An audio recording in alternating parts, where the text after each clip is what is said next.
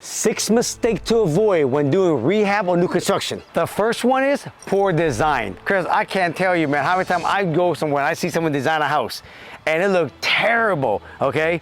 You guys, there are so many different architects that specialize in certain things. There's some architects that specialize in farmhouse, modern, some specialize in just regular split level. But you gotta be smart. If you know you're gonna build modern, go get an architect that design modern house. You know, I see a lot of designs that come to me for bid and build, and right away I can tell, you know, if it fits in the neighborhood even. Sometimes they've been totally wrong design for the neighborhood, right. Whether it's farmhouse or modern or traditional, and they don't even know what goes in the neighborhood. Right. The other thing is architects that know the jurisdiction too. Find somebody that even knows how that jurisdiction does their process. It can also save you a ton of time and money in going through the permit process too. So that's another advantage, finding the right designer. Yeah, and also when we talk about design, we're talking about the way it looks from the outside, like, you know, what type of home it is. Yep. Then the type of siding they put on it, the type of window they put in it, right? Yep. And then inside, how they lay out the bedroom, the bath, the flow. Yep. I mean, I've seen so many houses, you guys, that you guys see me make some of these videos on there. These are the worst design, you know what I mean? When you look at an architect, right, work, and how you hire, what do you look for when you look at design? First, the outside, inside, what do you look for? Yeah, I make sure that they know the right look and feel of that particular area that we're wanting to build in. Yeah. And you can tell by their previous designs what kind of design that they kind of draw back to. They always kind of pull back to a comfort zone. Right. So you look at the work that they've already produced and you can get a flavor for what kind of design they're gonna do. The second one, inadequate budget. Chris, this one we can spend like a whole day on this topic, bro. For sure. Every time I talk to someone, Chris, they go, oh yeah, it cost me $300 a square foot. But what they don't know is when people are listening, there's so many line items that go inside a whole construction site. Yeah. This contingency, most people don't even add that in there. Right. But they always quote the hard costs and nothing else. Yeah, this is, like I said, this could take forever, but you know, the big picture is I get a lot of people that come to me, they want to build something and they say a square foot price, $250 a square foot, $300 a square foot, whatever the number is, right? They might have heard that from a buddy, a friend, a realtor, a builder, whatever. Most of the time I feel like they don't even really know what is included in that number. So they don't know what they're talking about. I always ask, do you know if that even includes sales tax? Right. In Seattle, 10%, a little over 10%. So right there, if they told you $250, you gotta add $25 to that just to cover sales tax if they didn't include that in the number. What do you recommend someone watching this, if they were gonna rehab a house or do new construction, how would they actually, when they're interviewing builders or contractor, how would they know how to get the whole entire breakdown? You gotta figure out what do I need for the project, right? I need my hard costs, which is my sticks and my bricks, my general contractor, everything that happens on site. But I also need the sales tax. I also need room contingency if something goes wrong. I also need my soft costs. I need permits and fees and design. Maybe I need soils inspections or outside consultants for certain aspects of it. So just knowing what all goes into your project is number one. You got to figure out what has to go in your project and then make sure you got line item budgets for each one of those numbers. Because one time you and I looked at a bid from somebody else and they gave them basically a whole budget, one price. They didn't give no line item on how we do it. And that's a no-no, everybody. Do not talk to a builder or a contractor and go, yeah, it's gonna cost you 70 grand to do this, one item.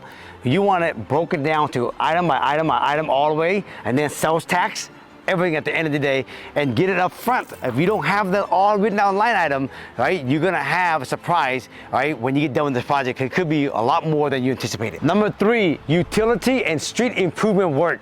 This is the category, Chris, that I tell you, nobody ever put this in the budget. Let us show you what we mean. Chris, come across over here.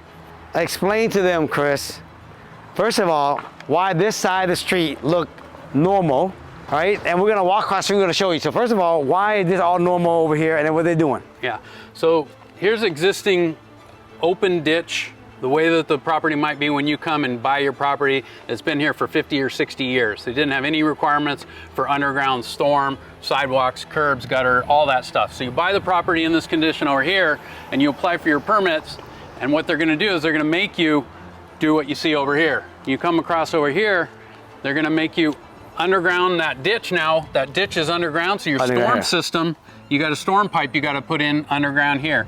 You got your curb, your gutters, and your driveway ramp, and your sidewalk. All this construction over here, this is all required by the city in order for you to get a permit to build the house. And then the water is on this side, so they have to, why there's a big patch here, right? Yep. Explain that to them. So the existing utilities on this property are on the north side of the street over here, and they're running along the street. So what the contractor had to do in this case, they had to dig across the street, tap into that water line, bring new water lines across here, and install these new water meters so they could connect to the new homes that are going to be built over here. And all this work, because it's in the street, it's excavators and big utility work, it's dealing with traffic and flaggers, all that kind of stuff. This is expensive work, and it's forgot about all the time. You wouldn't believe how many times there's no money in the budget for this work because nobody investigates it, they don't figure it out, and they don't even know how to. So you want to work and find a contractor that can figure this stuff out for you and explain it and really get a good budget in their front end, or else you're going to be having to figure out how to pay for it out of pocket later. Number 4, not knowing the right material and specification for the property from the external into the interior of the property. Yep. All right, let's talk about that. Starting with the exterior. So a lot of clients don't really understand or know what kind of products are even on the drawing or what they want. Right. There's some houses right behind us, for example, there's a garage door there. If that's the kind of garage door that's on your plan, you want to make sure you've got enough money for it. That garage door is probably about a $6,000 garage door. And your contractor might only have $2,000 budgeted for a standard run-of-the-mill stamped garage door. Yep. And then you got cedar underneath the entry, you got cedar around the side accent wall, right? You got certain color windows. These are all the specifications that most people never ever really point out to people, because when you put cedar outside, folks, it costs a lot more money.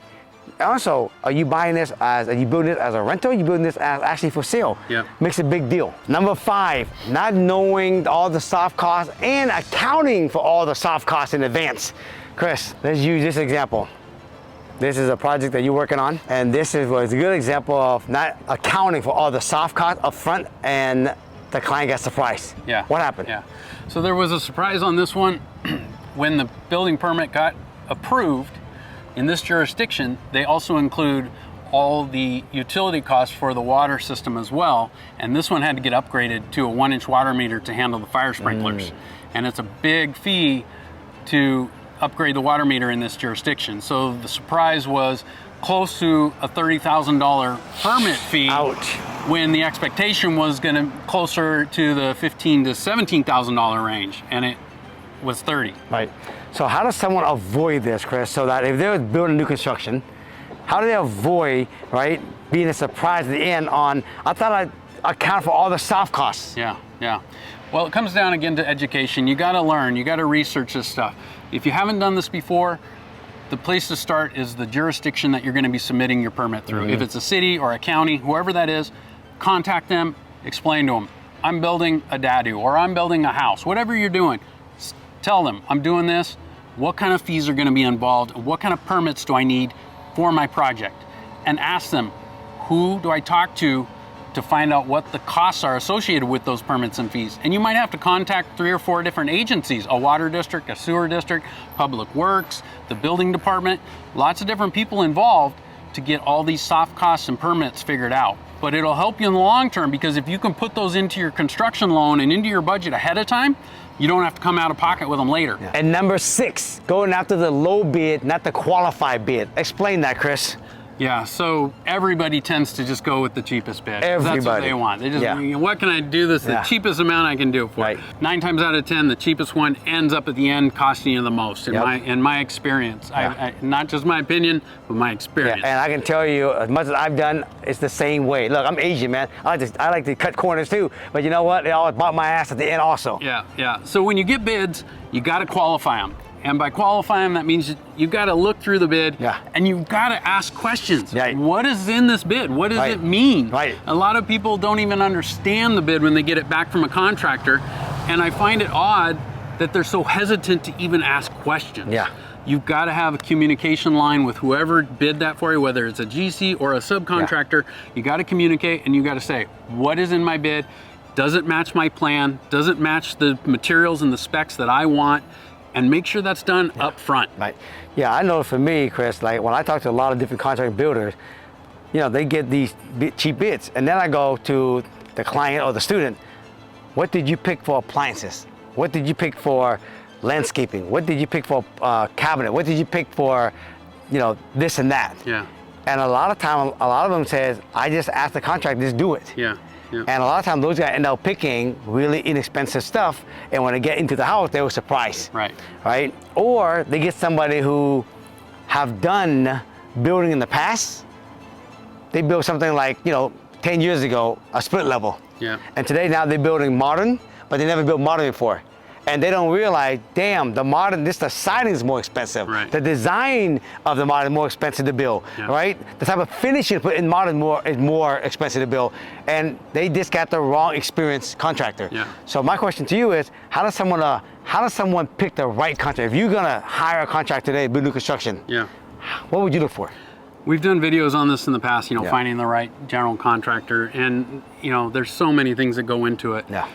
But what comes to mind right now is truly mindset, like I've always talked about. Yep. Your contractor has to have the right mindset to work with you. Yeah. And from my side of the thing, as a general contractor, I'm delivering along with my bids, I'm delivering what my specs and materials are. Yep. Because I want them to know. Yep. But I also want to also protect myself. Right. Because when they come back to me later and they want to say they didn't understand what they were getting, I can bring those specs and materials out and say, look, I bid this and this is what I told you I bid because I wanted it to be understood. Right. That way we don't have a problem, we're not arguing. And that's showing a mindset of a contractor that wants to be transparent, above board, honest, and has integrity. Right. All right, you guys, that is a wrap for this video. I hope you guys actually took a lot of notes. Now, for some of you who don't know, Chris and I right now, we're putting together a new construction course, and it's gonna be done here soon, so stay tuned for that. We're gonna teach everybody, bro, from A to Z, everything they know about new construction. So you guys, if you guys like this video, interested in the new construction course that we're gonna be putting out, leave it in the comment. Let us know what you guys think about. Let us know any other questions you have about new construction or anything you want us to talk about in the future, all right? Do that, put it in the comment for us. Give us a thumbs up if you like this. If you haven't subscribed to the channel, hit that subscribe for us. Until then, we'll see you guys in the next video, all right? Peace out.